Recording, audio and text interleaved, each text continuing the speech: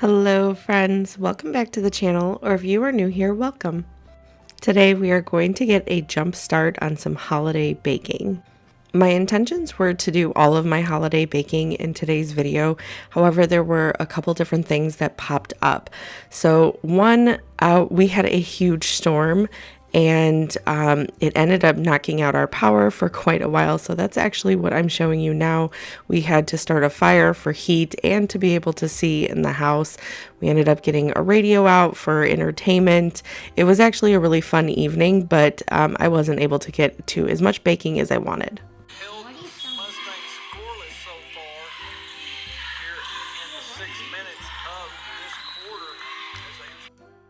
Today we're going to do a couple different batches of cookies for us to hand out before Christmas. We like giving them to our family members, and my husband brings a couple tins to work to hand out to the guys at his shop. So we will be getting to those. We also keep whatever is left over. We host on Christmas, so we like putting a platter of cookies out on Christmas, and then we also use them for the Santa tray. So we will be getting to some Christmas cookies today, and then on Wednesday's video, I'm planning on doing some sourdough pastries like a Nutella snowflake or Christmas tree. I'm not sure which shape I'll do it in just yet. And then I'm wanting to get to some more of those meringue mushrooms. We are starting out today's video though making a cookie cake for my oldest son's birthday. This is a cake that my husband and a couple of my boys usually ask for their birthday. It is so easy, so simple, and they really enjoy it. So what I did was I made a batch of chocolate chip cookies, and then I pressed it into a pizza pan. You can use whatever pan you're wanting to use, and then I bake it until it starts to brown. You don't want to bake it much more than that because it will remain soft on the inside if you bake it until it just starts to turn brown. So that's what I did, and then I let it cool, and I'm going to be topping it with just some frosting of choice. I did just some white vanilla frosting, and then I'm planning on doing a little cutout for sprinkles, which I've never done before, but I feel like I've seen it on the internet, so I wanted to give it a try. It ended up turning out really cute, so I'm glad I ended up doing it, so then I can maybe try it for other birthdays too. So my son is turning 16, so I cut a 16 out of this really thick paper. This is like used for art and watercoloring painting and stuff. So it's very thick and durable. And then I pressed it onto the icing only because I wasn't as smooth with it as I really thought I needed to be. So I pressed it on so the sprinkles wouldn't go underneath the paper. And I'm just sprinkling them into like the stenciled area that I cut out.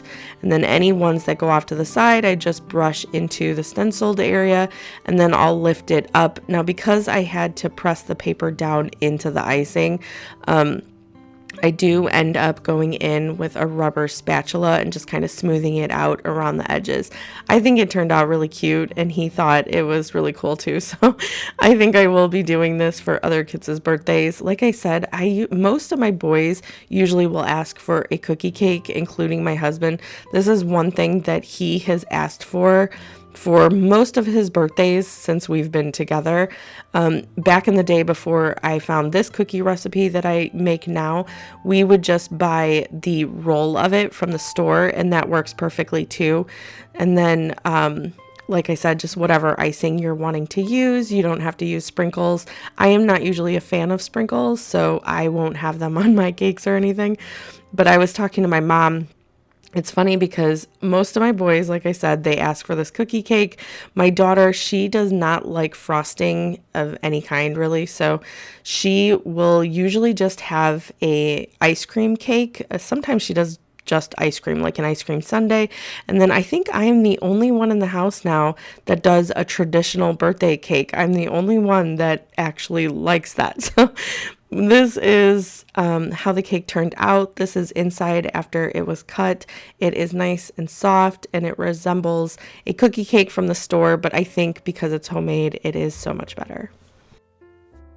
So the first cookies that we're going to get to, I call them Grinch cookies, but I think traditionally they're called Cool Whip cookies. I don't know if crinkle cookies are exactly the same, but they have very little ingredients, and these are always a huge hit. I have been making these for several years.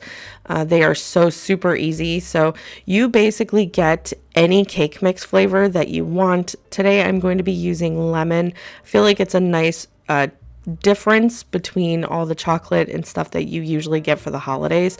So I just wanted to do a nice light lemon cookie.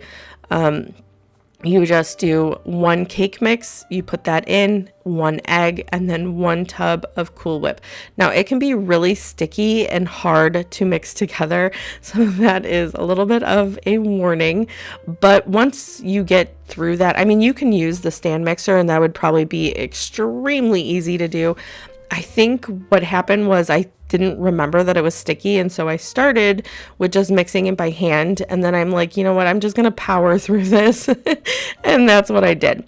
To make them more Grinch-like, I put some food coloring in, and I was just adding a couple drops at a time until I got to the consistency of green that I was wanting. Now, when I show you what it looks like, you're going to be like, it's not green at all. I don't know why it was not coming through on the camera, but I promise you it was green. And you can tell when it's done cooking, when they're done baking, that it had green in it. But for whatever reason, the dough, when I was showing you, it looks like yellow. Like right here, it looks so light yellow. I am still mixing. I put a couple more drops in, but for whatever reason, it just was not coming through until after they were baked. When I've baked these in previous years, if I do like a double batch, I'll do 1 green and 1 red. But if I bake them like throughout the year, I don't usually use the color dye. That's really the only time I use it is at Christmas time. I don't really love the idea of adding in dye, but at the holidays, it adds a little bit of a fun touch. So what I'm showing you is I have in this bowl some powdered sugar, and then I'm going to be using 2 spoons. If you have one of those cookie scoops that is kind of small, I don't know, like medium to small size, and that you can just kind of use the button on, that would be a lot easier. I don't have one of those, so I'm just using 2 spoons, and what I do is I'm using that because it's pretty sticky. So you scoop a small spoonful into the powdered sugar, and then once it's coated, it is not sticky anymore, so you can kind of work it with your hands. And then I'm dusting off the excess powdered sugar, but you want to completely cover the cookie in powdered sugar. You'll dust off the excess, and then you'll put it on the baking sheet, and then as it bakes, it kind of makes this crinkled effect with the powdered sugar. I always do suggest using parchment paper at the bottom, especially for these cookies, because they tend to stick. They are just so sticky. I cannot express that enough. So I always use the parchment paper, but if you've been here a while, you know that I use that for pretty much everything. It just makes cleanup so much easier. So I love using parchment paper, and I do highly suggest that you use it for this recipe just because they will stick to the pan if you don't.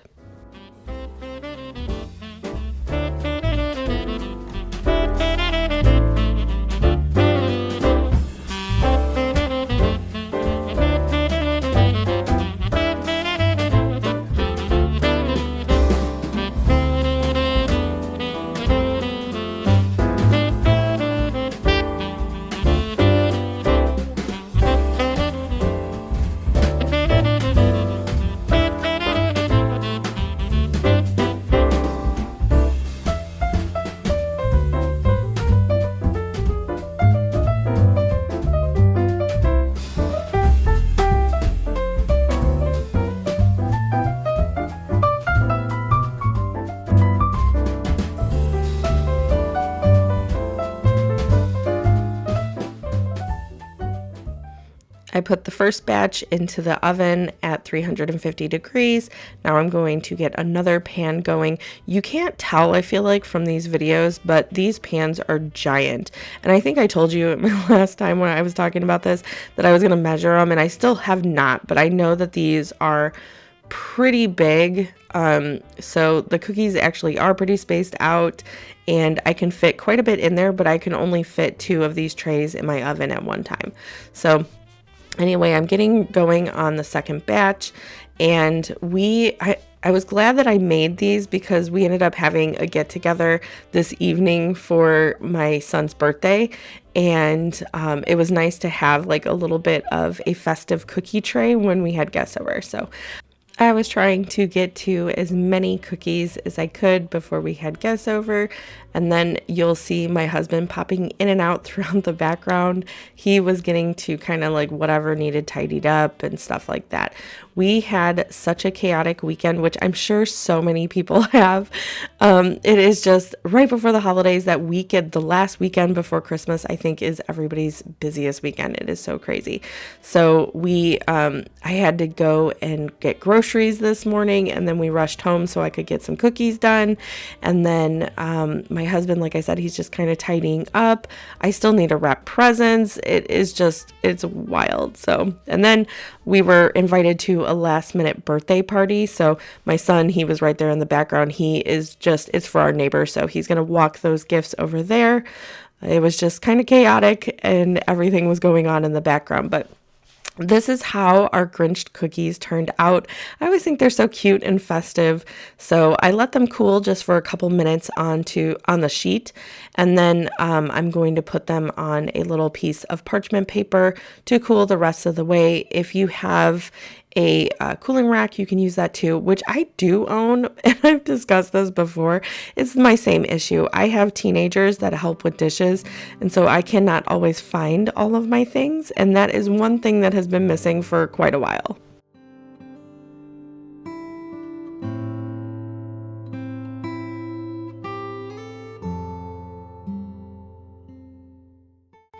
Now, I am multitasking, which you probably can't tell in the video. So while the Grinch cookies were finishing in the oven, I am starting on a batch of peanut butter blossom cookies.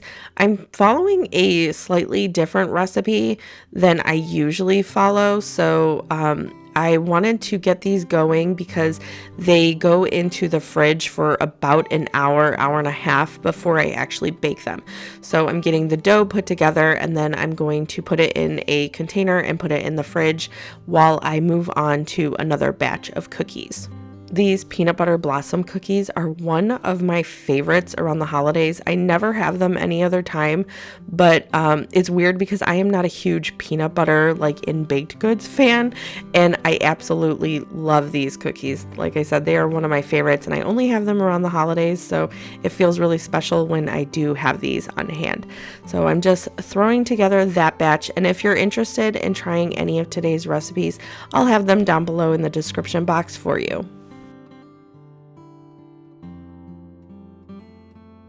For most of my baking, I usually will start with all of the wet ingredients, so the butter and then the sugars and then whatever other wet ingredients, and then I will add in the dry ingredients. I think that that's pretty similar, pretty common for most baking, but that is kind of a general rule that I always follow. The only difference in these recipes today that I don't usually do is the butter. It was almost melted in several of today's recipes, and I don't usually do that. I try to have room temperature soft butter, but my kitchen is so cold this time of year in the winter, and it's always really warm in the summer.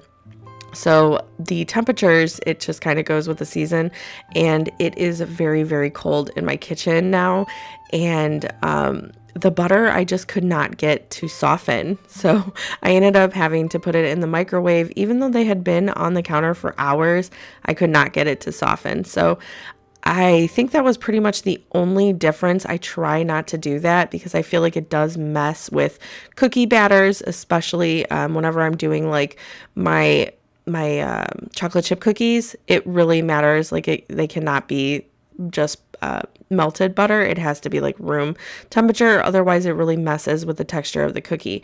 So anyway, that was pretty much the only difference. I put that batch of cookies into the fridge, and I ended up it said in about an hour. I did, I think, an hour and a half or 2 hours before I took them out to bake. And that was just because I was preoccupied with other things. Right now, I am moving on to a Snickerdoodle cookie. This is, I feel like, so iconic for Christmas time.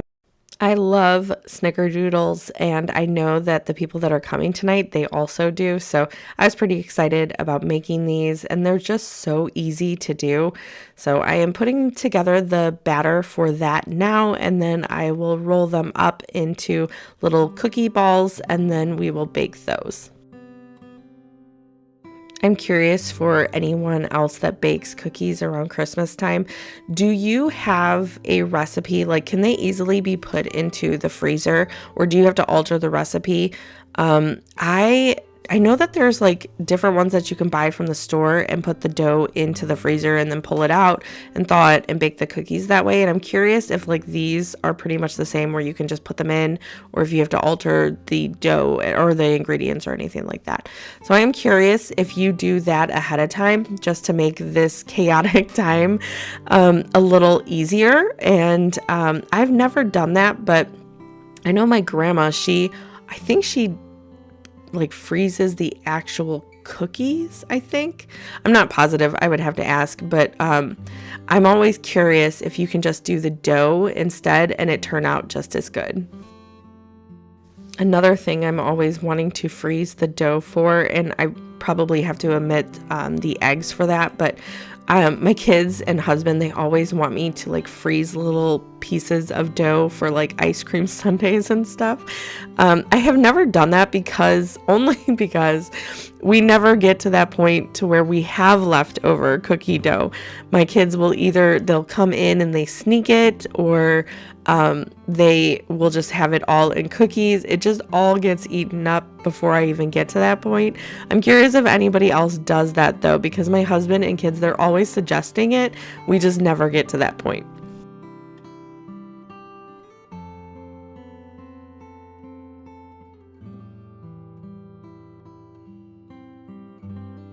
I didn't end up showing you, but in this small bowl, so this time I have a cinnamon sugar mixture that I am dropping the cookies into. So again, you can use a ice cream scoop if you have one, and I'm just using a spoon. I put it in, and just like the Grinch cookies, you kind of toss it around, you get the excess off, and then you put it on, and then as it bakes, it kind of forms this really nice effect.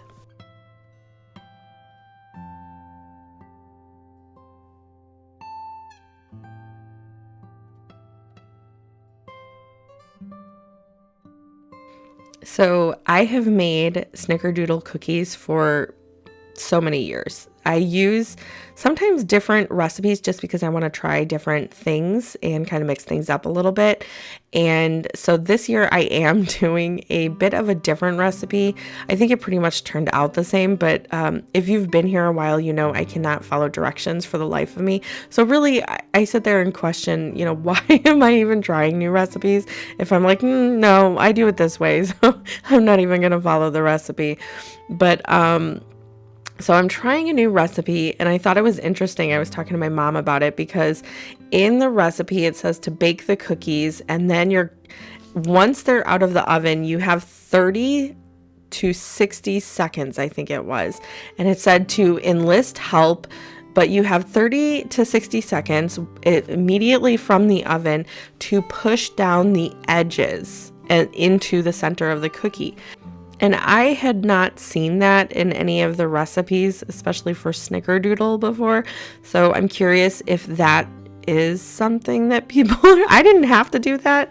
Like my cookies, they came out, cookie shaped. They were flat enough. They weren't in these dough balls anymore. So I don't really know why it had said that. And I was talking to my mom.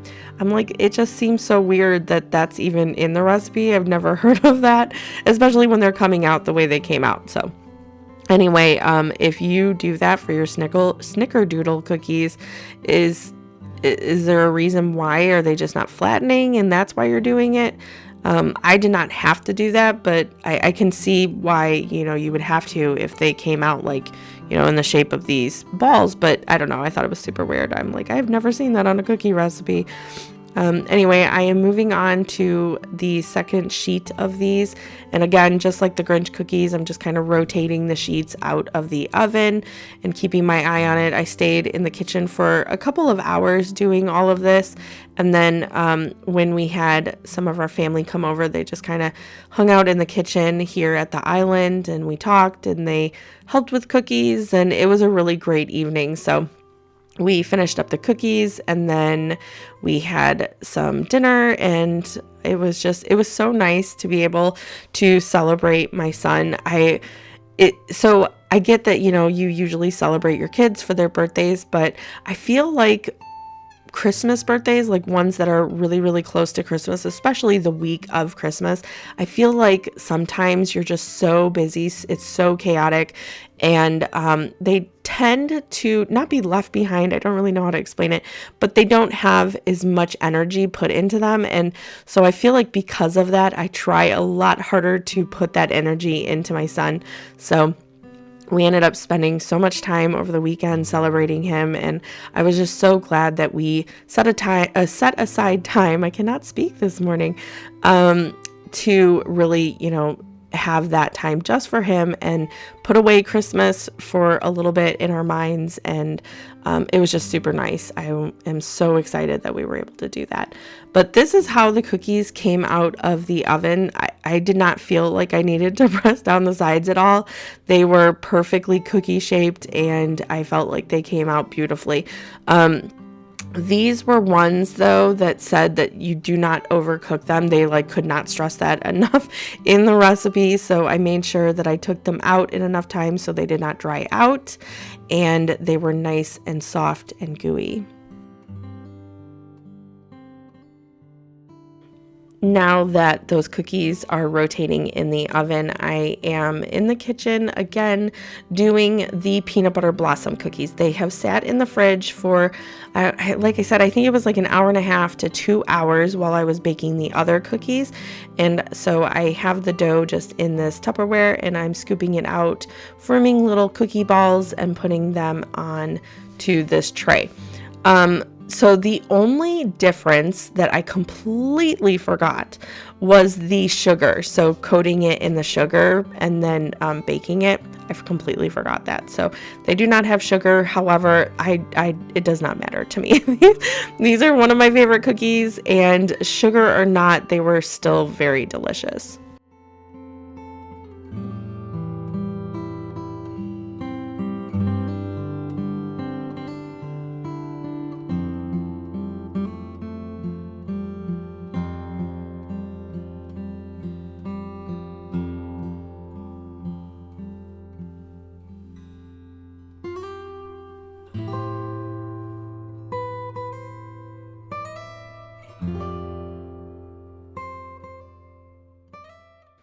These were a little flatter, and this was what I was talking about, the butter. I don't know if because it was melted. This is my daughter. She likes to mess around with the camera sometimes, so that is her doing that. But I don't know. I feel like it was not the butter being melted, and that's why they were flat, only because, like I said, they were in the fridge for a while before I got into these. However, it did not change the texture of the cookie. It did not change the taste. So really, I did not care. My mom had brought it up, and I'm like, nope, it's fine. They're fine. They taste good. My daughter is just helping me get the chocolate onto these. So I baked them almost the entire way, and then I pulled them out just as they were starting to brown. We put the chocolate chips on them, or the kisses onto them, and then I baked them for exactly 2 minutes afterwards. Then we pulled them out, and I'm going to put them again on the parchment paper that I've kind of been rotating the cookies through.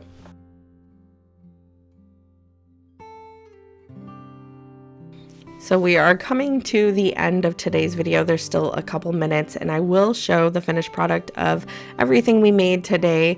But I just wanted to talk a little bit about Wednesday's video. So I do plan on posting a Christmas Eve, kind of get ready for Christmas Eve, Christmas with me.